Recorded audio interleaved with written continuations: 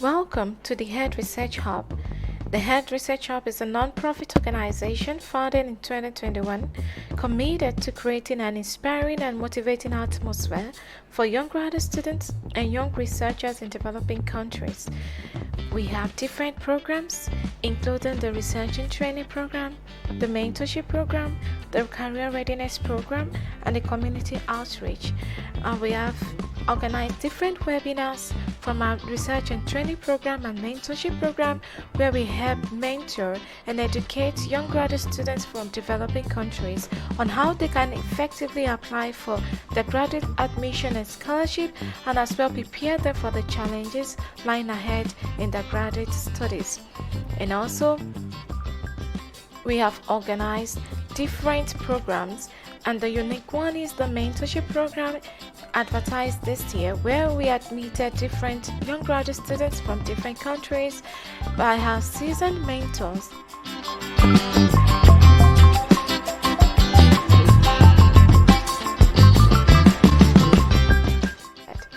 And also every week we upload different scholarship updates from different funding agencies to keep our young graduate students and our subscribers updated of the opportunities.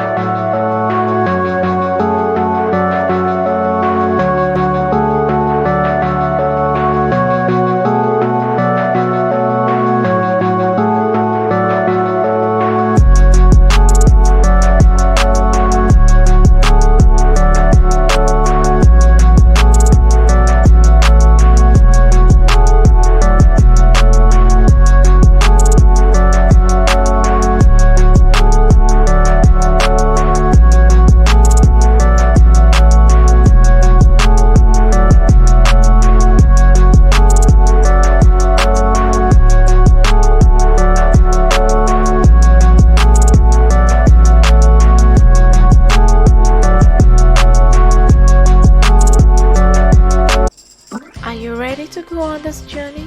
Remember, tomorrow starts now. You can contact us as an institution, as an individual, or as a community through our website or through the organization email that is displayed on our website. This blank. So after this webinar, I want you to go back and Google, especially this time when we have AI, when we have ChatGPT and many other AI that can give you so many things. Just Google, what do I do with forestry? What do I do with food science? What do I do with agricultural economics? What do I do with, I'm an agronomist? What do I do after undergraduate? And I will be speaking about forestry, and I'll be speaking about other things. We are all the faculty of agriculture, so I'm expecting that I have like variety of discipline: forestry, economics, crop protection, and many other things. For forestry, I usually tell people forestry is hot cake. Agric is hot cake. Look at it. Statistics shows that 22.02% of Nigerian nominal GDP came from agriculture in the fourth quarter, meaning that we are contributing enormously to Nigeria economic. So I would want you to browse. For forestry, I usually tell people, if you know your way, you would always get something to do after forestry. We have forest law. Yeah, You, as a forestry graduate, you can be a lawyer. You can be into policy. You can go into policy as a forestry graduate. You can study forest economics. And the same thing with agriculture, right? You can study forest economics. You can study genetics. That's if you're going into like the graduate school pathway. You can work in a law firm. As a forestry graduate, you're surprised, you can work in a law firm. You can work in so many places, and those are just the few you can do as a forestry graduate. You can work in conservation organization, you can work in NGO, you can do so many things with forestry, and the same thing with agri. But many of us, we don't know. So I'm leaving this blank, and I want you to do that assignment after this webinar. Go and browse. What can I do after graduate school? After undergraduate. So I will run. At 400, at 500 level, I know there is this fear. So I want you to use the chat box now, because I don't want to be the only one talking. So tell me, what is one fear you have right now about life after school? And I want you to be very engaging. Put it in the chat box. I want to have the opportunity to read it, but Dr. Iola would help to read those things and like put it down. And this will be helpful for Research Ed Hub, so that by the time they are developing curriculum, they are developing programs for you, they'll be able to cover those niche. So put it in the chat box. What are those fears? Is it fear of, how will I get a job? Is it fear of, I want to do my master's, how will I do that? Is it fear of, I don't even have money? Like, just put everything in the chat box, and we're gonna check it. Put them in the chat box. So what's next after Dr. Yola? Are we having people put that in the chat box? Just like thumbs up if people are doing that. Yeah, not yet. I can see someone raising his hand or her hand. I would just like to emphasize, please drop your responses in the chat box, and I'll see it from here later. Thank you. Drop those responses in the chat box, please. So what's next after? I can see, oh, good, getting fully funded scholarship. That is Ed Research Hub niche. You are privileged to be here. They're gonna help you with that. Drop more. We need more. We need to see more. What next after graduate school? You've put so many. I'm assuming you're gonna add more. So I would just run through 3 pathways Ed Research Hub have asked me to speak about today. And the first is graduate education. And somebody just put that in the chat box now and said, I want to further, I want to do my master's, I want to do my PhD. I need a fully funded scholarship. That is pathway 1. We have another pathway, entering the workforce. Some people might just feel like, okay, I'm done studying, I want to work. And they go into the workforce. And some other people might just say that, okay, like I am very creative and creative. I want to go into the entrepreneurship part of these. So can you please mute yourself if you are not talking? If you're not talking, please mute yourself. So now I'm going to just talk briefly. Like I said, I have 20 minutes. I'm going to talk briefly on the graduate education pathway. And this is so dear to my heart. I can spend 4 hours talking about this because that is the pathway I chose. And God really helped me in that pathway. So graduate education, who are the people that should or might want to consider this pathway? So it's best for you if you want to specialize. For example, you studied, I know in University of ILORIN, we have forestry, we have food science, then we have other departments together. Then at 400 or 500 level, you specialize, right? So for a forestry student, for example, I did forestry and wildlife management at the University of ILORIN, and I want to specialize. Perhaps during the course of my study, I did forest economics, I did forest conservation, I did forest genetics, I did so many courses, and I want to specialize. I want to be a conservationist. Like that is what I'm doing now. I want to be a conservationist, which ecology is a broad umbrella of conservationist. But as a bachelor's degree holder, I don't really have depth to be able to say I'm a conservationist. We had so many things going together during my undergrad, and I want to specialize. Then graduate school is for me. I can go study for master's, go study for PhD, then take a niche and specialize in urban ecology. And that is what I'm doing now. Perhaps I want to continue in research, or I want to lecture. I want to be a professor. I want to be a lecturer, like what we used in Nigeria, in North America. You want to be a professor. What this pathway is meant for you, because you can't be a professor with BSc, right? So you want to study for master's, you want to study for PhD. Maybe you also want to go into policy development. You need to study for master's and PhD. So what is the benefit of graduate school? Graduate school is not for everybody, like I said. Like, it's for people that want to specialize, build skills in their particular specialty or expertise. So it helps you to deepen your expertise in your field of endeavor. It helps you to build stronger academic profile. For example, you're not just having bachelor's degree, but now you now have a master's, you have PhD, and you can lecture in the future.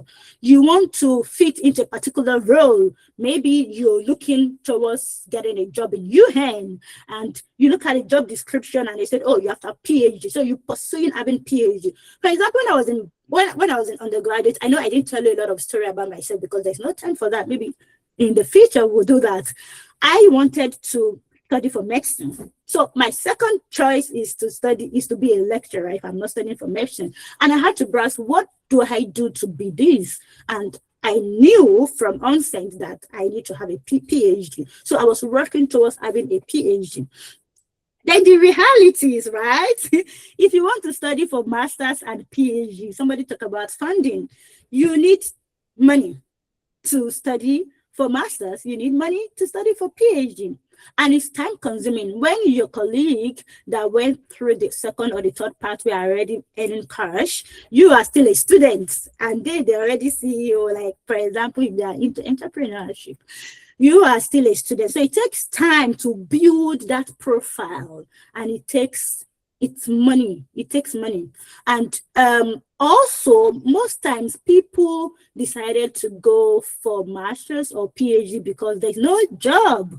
So because there's no job and you want to just like, I need to do master's or PhD, instead of you choosing a career path that really suits you and fits you well, you just settle for anything. So you become frustrated in the long run because, for example, maybe you just felt, okay, I'm just going to take any graduate position or I'm just going to go to any graduate school, and you were asked to come and study a particular course. Give me one course, put it in the chat box that is not interesting to you, and you just decided that, oh, but I just want to jackpot, I just want to leave the country, I'm gonna go. So you go to those places and you become frustrated. So you shouldn't do that. You should study what interests you. So if this is you want to go through the graduate education pathway, what should you do? The first thing, like I said, you don't want to study what does not interest you. You have to identify your specialization area. You studied food science for bachelor's degree, and past when, I can't remember any of the name of our lecturer in UNILORIN, I'm sorry for that. But when one of your lecturers is teaching you and he taught you food poisoning, I know we did food poisoning then, and you're so much interested in pursuing food poisoning further, what you do is, oh yes, I'm going to study for food poisoning. And what do? You browse, you check the requirements. What do I need to study for food poisoning? You look for supervisors. Which do you want to study for food poisoning in Nigeria? That's another question. Do you want to study for food poisoning in Ghana? Do you want to study for food poisoning in South Africa? Do you want to study for food poisoning in North America and Europe? That's another way to look at it. Then you start browsing. Food poisoning, Google, AI, they're all there for you for this kind of purpose. You browse and you look for, you check requirements, they start building your profile. Now that you're in 400 level, in fact, I started when I was in 300 level. So now that you're in 400 level and 500 level, this is the best time to do this. You start browsing. Don't wait till you graduate before you start browsing if you want to go for graduate school. So start browsing. What are the requirements? What do I need? This will help you to tailor everything you do in University of UNILORIN well. For example, if you realize that, oh, I need 4 or 5 points to get into this particular school, what do? You double up your reading. Perhaps you realize that I need community services to get to this. What do? You start volunteering. For example, you realize that, oh, I need this particular course to get into this. What do? You go and minor in those courses so that you can have those requirements. So now you start doing it. What do? Again, you browse, then you ask for scholarship. Don't wait. And I started applying for scholarship when I was in 500 level or 400 level. I started browsing when I was in 300 level. I started applying for scholarship. And I know you have a lot of questions that you don't even have your certificate yet. What are you telling them? So it's right, but that was what I did. I started browsing. Oh, I'm in 400 level now. Can I show you all my transcript? I'm looking for a position in the next 1 year. Because if you apply for scholarship, you need to start early. The earlier you start, the better you know the terrain. Because, for example, if you start applying earlier and you got maybe 5 rejections, that would help you to do well when you're applying next. So you start building your profile. And I put this in red because I want to build on it and I don't want to forget. Then you talk to your lecturer. Oh, I usually tell people that I studied my lecturer's CV as though I'm studying my Bible. So I would always go to their CV and read their CV, look at the funding they got, the places they went, especially my favorite lecturer. Shout out to Dr. Babalola. I studied his CV. I read his CV because I knew he has gone through the path I am looking forward to. So I read his CV. Oh, he went to South Africa. Oh, he got NRF. And maybe that was why I even got NRF for my PhD. Oh, he went to this particular place. Oh, he went for these conferences. I started going for conferences. I started going for conferences when I was 500, when I was in 500, 400, 500 level. So speak to your lecturers. They know better. Speak to them. Ask questions. Ask questions. Your advisors, ask questions. We have professors that have traveled abroad. If you want to travel abroad, we have professors that are doing great in Nigeria. If you want to be in Nigeria, speak to them, right? So let's run. How do you build your profile for graduate school? 1, academic interest. I'm in forestry. What do? I started browsing. What does forestry end? It's funny, but when I was in 300 level, I went to Google and I browsed the best university for masters in the world, for forestry masters in the world, the best graduate school, the best graduate student. I was just playing with Google. Then there was no ChatGPT. So I was just playing with Google and I found out that a list of names came up. Then I called them. I sent them email. I remember there was a particular person I sent email to, and he said, "Oh, I'm now in Abuja. I'm doing my NYC," because I read that he has traveled abroad when he was in undergraduate. He has done this. Then I went to meet him, and we started talking. He told me a lot of scholarship to apply for. Then I started browsing and asking questions. My Professor Amusa Babalola was pestering them like parasites, asking them a lot of questions. So ask questions. Then I realized that, okay, in forestry, I want to do conservation biology. So how do I'm trying to teach you how to get a niche, because now you are doing forest economics. There is a lot of things in forest economics and you might be confused. What exactly do I even want to do in this forest economics or forestry? Where do I want to specialize? So I broke it down. I said, okay, I think I love conservation biology. How do I do that? I was browsing. I didn't get clarity till 500 level, but I said, okay, 2 things, either conservation biology or genetics. Because throughout my 5 years, I felt I love genetics and I love conservation biology. And I usually have high scores in those places. So I choose those 2 areas. But after doing my NYC, I started browsing. I said, I want to go for conferences because I know I need to go for conferences to be able to get all these experiences. Then I went to a particular conference and somebody was presenting and he presented something on ornithology, study of birds. Because I'm bird and I love to do bird things. So when he said study of bird, I was like, study of birds? I've never heard that before. People study bird? I said, yes, that is it. I want to study bird. Then after the presentation, I went to him and I asked questions. How do I study birds? And he said, oh, we even have scholarship. Note that I went to him to ask questions. So you ask questions. So I went to him to ask questions. He said, oh, we have scholarship to study masters in the institute. And that was how I applied for the master's scholarship in ornithology. And I did master's in ornithology at AP Leventis Ornithological Research Institute, University of Jos, fully residential funded scholarship. And during that period, I began to build interest in plant and animal interaction. And that was what I did for my PhD. And after interacting with people, I realized that, oh, we can't do conservation without people. Then I built my niche to be an urban ecology. Now I'm an urban ecologist. This is a process. So don't get stressed up if you don't know the whole full picture now. You just need to take it one step at a time. Good. So you build, and along the way, you already have like a niche, an academic interest, right? Then you take your course seriously. Make sure you pass your courses. Make sure you have good grade, 2-1 to the minimum, first class. And if you realize that, Abby is not talking to me because I don't have 2-1, I don't have first class, like I'm done. You can still do something with whatsoever you have. You can build on your GP. If maybe you are falling short of 2-1 already or first class already, you can still build, like try your possible best to graduate with the best you can graduate with, and you can build from there. That is why you have ed research. You have mentors that can guide you. Oh, you graduate with 2-2. Okay, this is what you can do next. And take your final year project very, very serious. Make sure you do a very novel project, quality project that can lead to publication. I published 2 papers out of my bachelor's degree project, out of my final year project. So make sure you publish. If you have opportunities, I follow UNILORIN on LinkedIn. I see there a lot of conferences. For example, in the conservation biology, Nigerian conservation biology is bringing a conference to Nigeria, like it's African regional conference to Nigeria this year. If I were to be you, if you're a forestry student or you do anything on conservation policy, I would go to that conference. They are bringing it to Lagos, attend conferences, present in seminars, all those things up. Then at 400 level and 300 level, start sending emails, check university website. Like I said, told you, I started when I was in 300 level. Start sending emails. Then perhaps you realize that, oh, I'm not good at research methodology, I'm not good at statistics.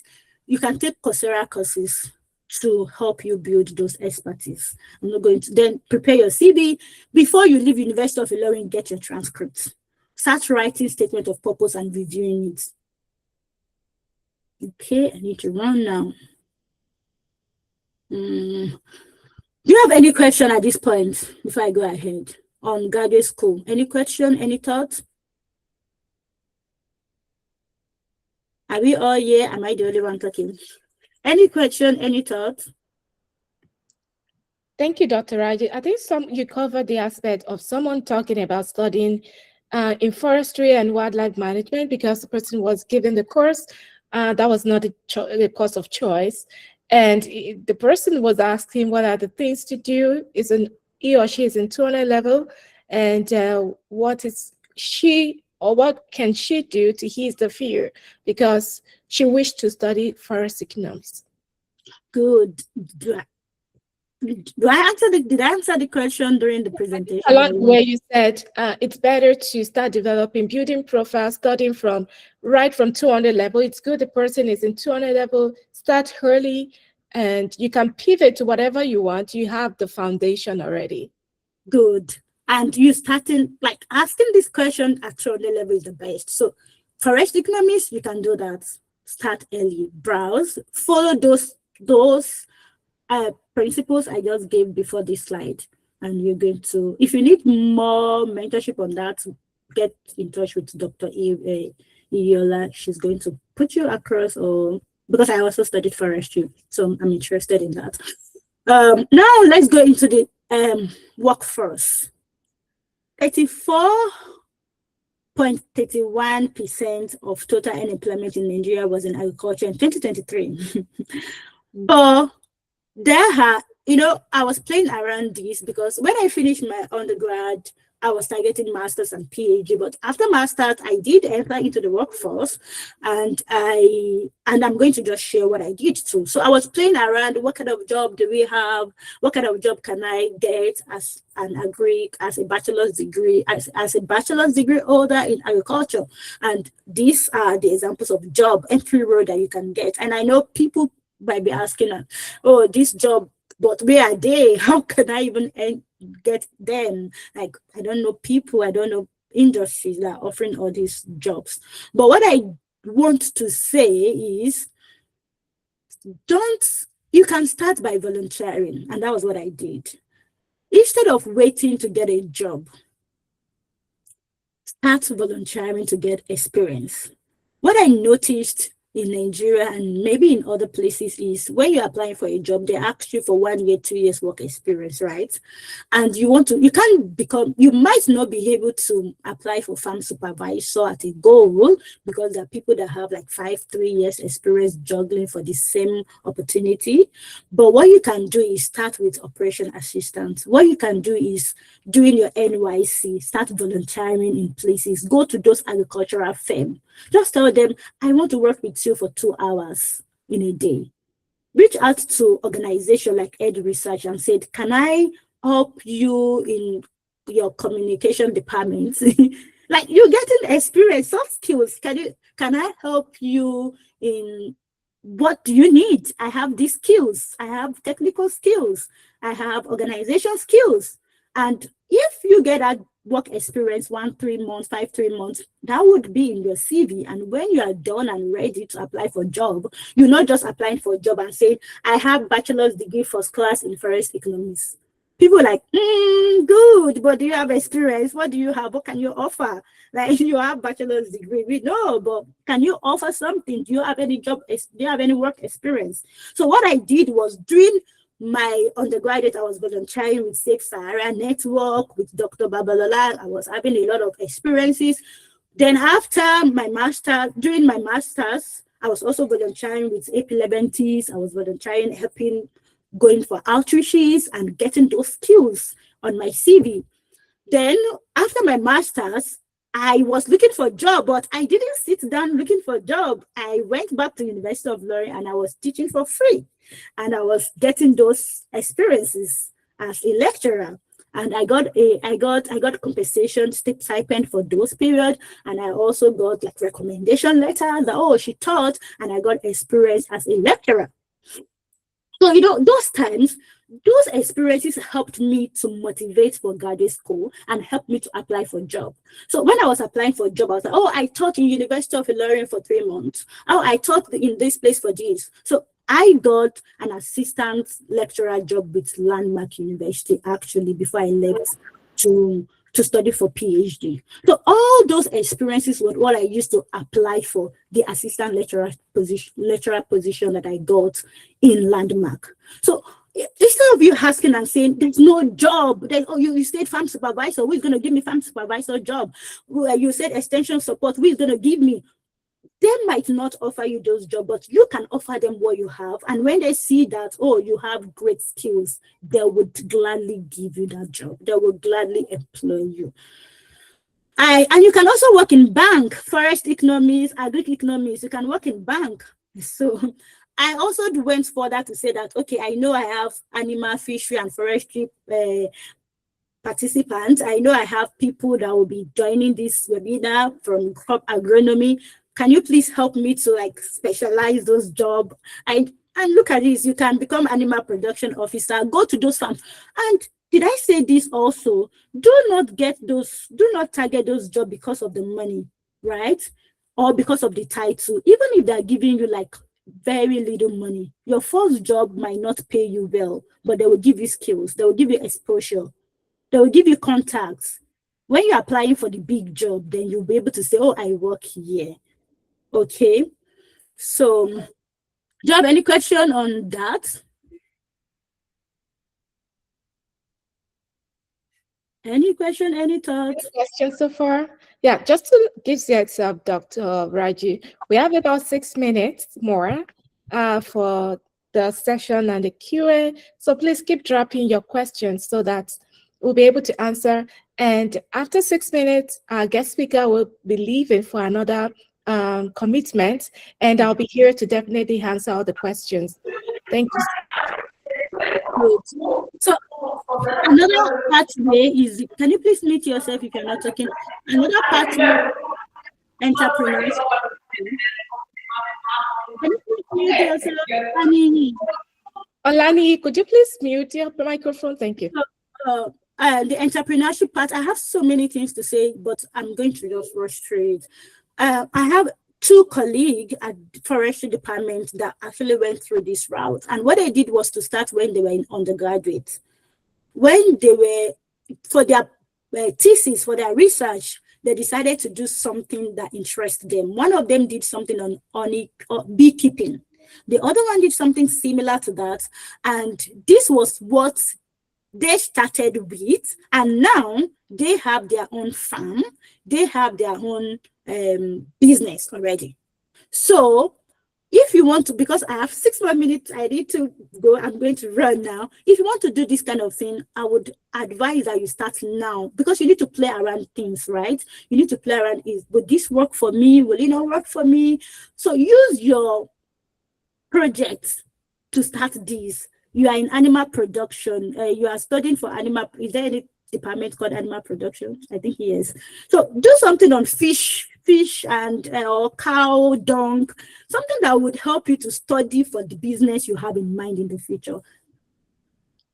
I'm going to run. So let's compare the pathway. We have graduate school, we have workforce, we have entrepreneurship. For graduate school, like I told you, people that want to specialize, that want to lecture.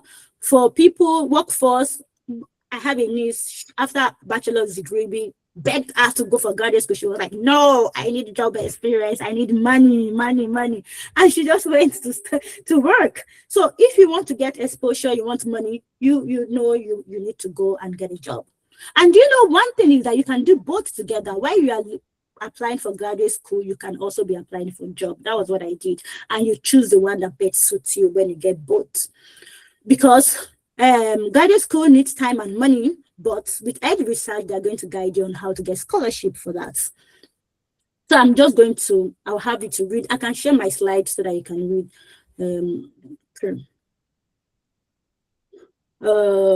So now, I know I rushed through this, but you might have start thinking, graduate school is my home. You might start thinking, oh, I have creative skills to do business. You might have start thinking, I want to go and work, I need money. So start thinking about all those things now. Which one do I want to do? Do I want to go for master's degree? Do I want to get a job? Do I want to go into the entrepreneurship pathway? Start thinking about it. If you want, you can drop it. If you don't want to drop it, you can say, oh, I'm going to discuss it with my mentor or Ed Research when you are properly into the community. So, but if you're still confused and you're like, hi, Dr. Adi, I don't know, it's still, I want to like put you through these 5 questions. That is those questions I asked myself. Because when I was in undergraduate, because I have a lot of energy, I want to try many other things. I remembered I was trying to start mushroom business. Felicia, can you please mute yourself? I was trying to start mushroom business. So undergraduate, I was in mushroom. I tested mushroom. I actually make mushroom from sawdust. But I knew maybe I should start a business on mushroom after undergraduate. But I realized that this does not work. This will not work. This will not. So you have to ask yourself honest question. What part of agriculture do I actually enjoy? For example, I asked myself, what part of forestry do I enjoy most? I enjoyed conservation biology. Then I realized, oh, I want to do something different. I went into ornithology. Do I need more specialty or more reward exposure? Do I want to be a professor in the future? Felicia, please mute yourself. Thank you. If yes, thank you, Dr. Iola. If yes, then you want to go for graduate school, and at the same time you can also apply for job. What can I realistically afford? Like some people you know you don't have the money to go for graduate school. So while you're applying for scholarship and funding, you can also start applying for jobs. Do I want structure or independence or both? Do I want to just have my own business? And do you have money for that? If yes, like, do you have capital for that? There's Tony Elumelu. There's a lot of resources I would have, but there's no time. But I can gather those resources and send it to Dr. Iyola to send to you, for even if you're looking for business funding. I know Tony Elumelu and many others do that. So everyone cannot do MSc, and don't also do things because your friends are doing it. Make sure that this is what you're wired to do.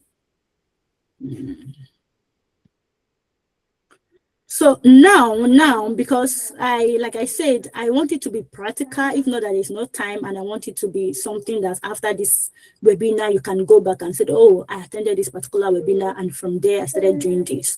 And I'm going to share my slides. Now, what do you need to do? Practical step, choose your field, research, do everything I've spoke to you about, and tailor your CV rightly. Then I don't want to forget this point: volunteer. It helps you to get job experience. It helps you to get work experience. It helps you to get skills. Please start volunteering now that you're in 300 level. Then run a pilot of anything you want to do, because you can still be pardoned if you make any mistake now. You still have money. People are still sending you money. After undergraduate, you might not have anybody to support you. So pilot, start anything you want to do in the future now. If you want to apply for graduate school, start applying now so that you start making your mistake now. If you want to apply for job, start applying for those jobs now. If you want to apply, if you want to go into the entrepreneurship route, start now. Okay, I'm done.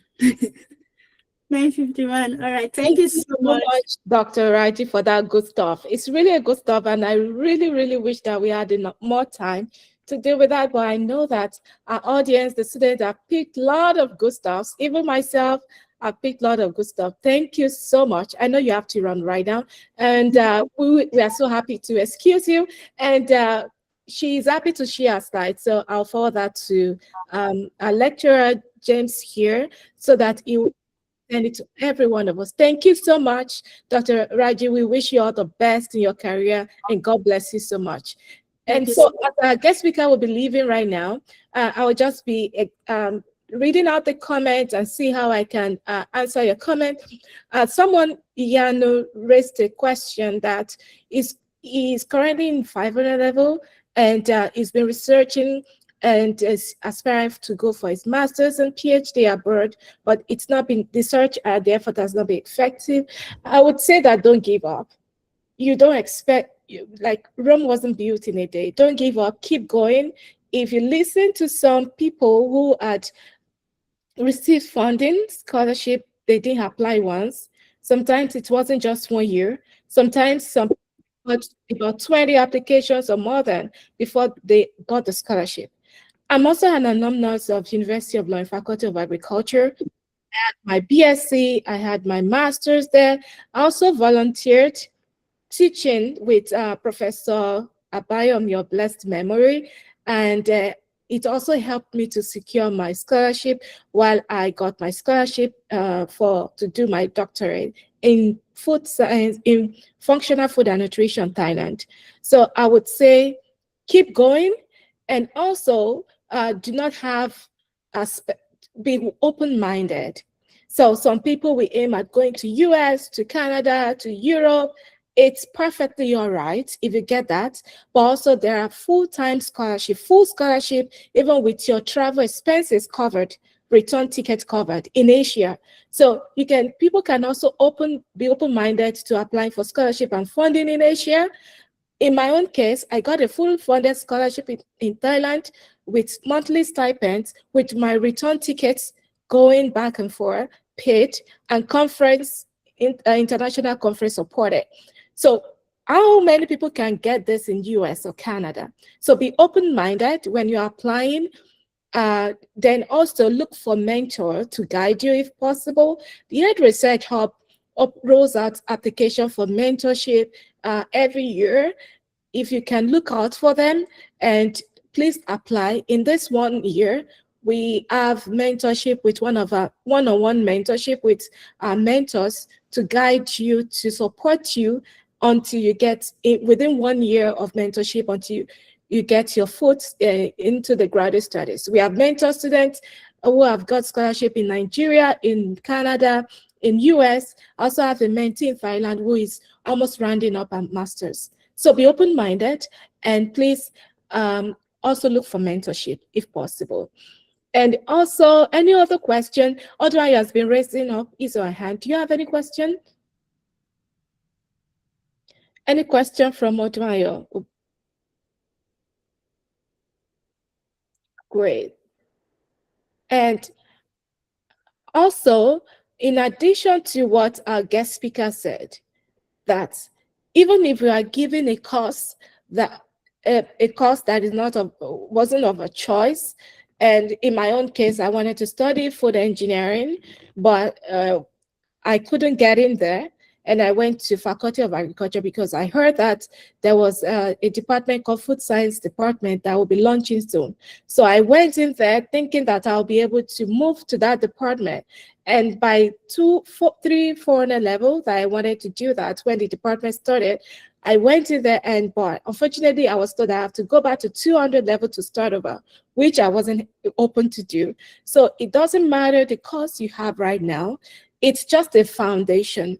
Foundation is all what we need to build on. So whether you're in forestry, in wildlife, in my own case, I later studied agronomy, which I was given again, but it became a foundation. See, I had my master's in agronomy, also in plant physiology with Professor Bayome, blessed memory. But think about this. I later got a fully funded scholarship to study my doctorate degree in Thailand in functional food and nutrition. And also that gave me a landed space to be a postdoctoral fellow in food science, and also in food science career. So don't be discouraged. Even if you have a course which wasn't your choice, see it as a foundation. So whatever you build on, it's up to you. So eventually in the next 1 year as 500 level student, in the next 1 year, in the next 2 or 3 years, whatever you end up being at in your career or in your job you chose or in your entrepreneurship, it's what you build on. It's no longer someone gave it to you. It's now what you decided to do and a matter of choice. So I hope this has enlightened you more. You can give a thumbs up if you would like this kind of webinar, like you're in 200 level, you're in 400 level, and you would like a webinar like this to come up maybe in the coming soon in the next few months. Give us a thumbs up, and then we'll communicate with our representative, James, the lecturer in agronomy, James Yaya, to communicate to you the next time we'll have webinars like this. So thank you so much. We really appreciate your patience and your contributions and the action. Thank you so much. And I wish you all the best. Our 500 level student will be expected to see you when we have our mentorship rolled out. Check our website to be in tune with that. And also at 200 level and 400 level, hope you'll be able to participate in the forthcoming proposal application we roll out, so that we'll be able to support in a little way your project. Thank you and wish you all the best. Bye. You have a question, man? Yes. Hello? Yes, please go on. Okay, thank you so much, man. My name is Abdullah Abdulkarim, current 500 level of agricultural economics, University of UNILORIN. Yeah. So my question, regarding what the speaker said, I have a question. So my question is, what are the key factors, like the strategies like graduates can use to navigate, like they should consider when deciding between working for an established organization versus starting their own ventures? Don't know if you understand my questions, like, and what are your paths? What is your own advice? What would you advise? Thank you. I think we just have 2 minutes to answer this question after that. So I would say that if you would like to start going to the job, applying to job, make sure that whether during your MSc, your NYC, try to look for at least a certification that it would require if that's not your key area of specialization that you study in university. So like you can go for Coursera or free certification courses that can give you a leverage to be able to get a foot in the job. So that's one of the tips, to develop yourself no matter what, a little bit, gain a little bit experience that you need, and also learn more about the requirements and see if you fit in. If you're going to entrepreneurship in whatsoever, let's say you're launching your own business, like our guest speaker say, have a pilot, do pilot, study the business, look at what others have done before, and see if you can leverage on the gap, what is lacking in what has been done before, so that you'll be able to have more advantage and opportunity in the business. So going into job, look for what you can add on to your bachelor's, develop yourself constantly, and if you are going to your business, do business market study to see what has been done in the market, how they do it, what's lacking, the gap, and what you can add on to give you more opportunity to shine in the market. I hope I answered your question. Very well, man. Thank you so much. Thank you so much. Our website is the Ed Research Hub. We'd also like to appreciate Professor Ogunlade for giving us the opportunity to meet with the students and to be able to have this webinar. We are so grateful for being our support always, and we look forward to more collaborations and to support the Just Cause and supporting the students of the Faculty of Agriculture. Thank you so much. And if there's no other question, I'm assuming that. I have a question. Yes, please. So about the opportunities you said, like in Asia and Asian countries, I feel like most times the reason is like my language barrier, because most people don't want to really go to somewhere where they don't really speak English that much. Like it will like cause an issue, or you might be having problems communicating with other people if you go to Asian countries. So I was like, maybe that is why like people are kind of avoiding going to Asia. So like, is there any advice you can give on the language and language barrier part? Because you can't really tell which country you might actually end up going to look for opportunities in Asia. Thank you so much, Naomi, for that question. So I would just say that it's just your concern and your worries are legit, but it's not always the case. I'll use my own as an example. I studied my doctorate degree in Thailand, and not just that, I stayed there as a postdoctoral research fellow for 3 years. So I spent about 6 years in Thailand, living comfortably, no communication barrier, no problems, no immigration issues at all. So I would say that sometimes when you do not explore, you don't know what is there. It's good you also talk to people who have been there. So in response to your question, not all Asian countries are with language barrier. In Thailand, I was in Thailand, I studied in English. It was in an international student program. So everything was done in English, fine. We were encouraged to learn Thai language, like being in a place and being engaged with the culture, with how they communicate can be so much fun, which I was very hoping at. I learned some Thai language. It wasn't out of compulsion. It was just out of learning the culture. However, our programs were in English, and there were people speaking English. So when you go to Asian countries, don't go with the mind that people can't speak English. The fact that their language, their native language or indigenous language is the first language doesn't mean there are no people that will speak English. So if they're awarding you a scholarship as an international student to study, the program will be done in English, or they will give you an opportunity to first of all settle to learn their language before you commence doing your program. So I would say that I don't see any fear in that at all. I don't see any worry in that at all. And those Asian countries, they're even more open, and they have more scholarship and funding full-time more than other Western countries. I stand to be corrected, but I'm speaking on experience. Any other question? Thank you very much, Ma, for answering the question. You're welcome. Any other question? All right.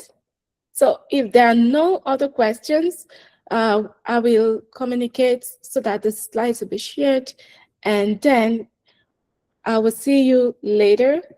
And I wish you all the best. Thank you so much, and you all have a great day. Bye.